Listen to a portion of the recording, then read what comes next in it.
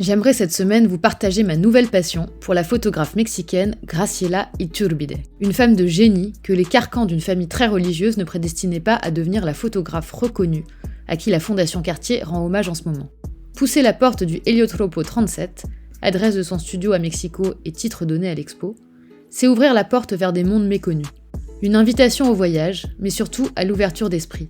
Une façon de se décentrer de nos univers confortables pour découvrir des peuples et des cultures en apparence si éloignés des nôtres. Plus de 200 photos dont la majorité en noir et blanc vous y attendent. Pour comprendre l'œuvre de la photographe, il faut se replonger dans sa vie. Intéressée tôt par le 8e art, c'est la mort de sa fille Claudia, alors qu'elle n'a que 6 ans, qu'elle décide à tout plaquer pour ce métier. Dès lors, elle va se soigner en prenant des centaines d'angelitos en photo. Au Mexique, les angelitos, ce sont les enfants morts très jeunes. Si jeunes que, dans la croyance populaire, ils vont tout droit au paradis. Une fois guérie, Graciela poursuit sa quête initiatique et photographique en parcourant le monde.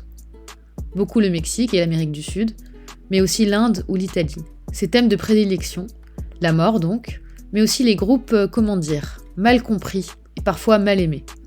Les femmes zapotèques, communauté qui se rapproche le plus du matriarcat au sens où nous l'entendons en Occident, les travestis d'Inde ou encore le White Fence Gang, un groupe de Mexicains sourds-muets implanté à Los Angeles.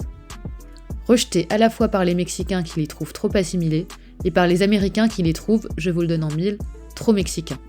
Graciela Iturbide immortalise ce dialogue de sourds, muets. En parlant de dialogue, un mot sur la scénographie. C'est le fils de Graciela, l'architecte Mauricio Rocha, qui conçoit cette expo où les photos se regardent et se répondent. D'où que vous vous teniez, les fentes entre les murs replacent votre attention sur d'autres clichés, comme un écho. Il y aurait encore beaucoup à dire sur l'univers de Graciela Iturbide, sur ses paysages ou encore sur le lien mystique que son appareil entretient avec les cactus ou les pierres. D'ailleurs, seule série en couleur de la rétrospective et commande de la Fondation. Mais je vous laisse aller découvrir par vous-même.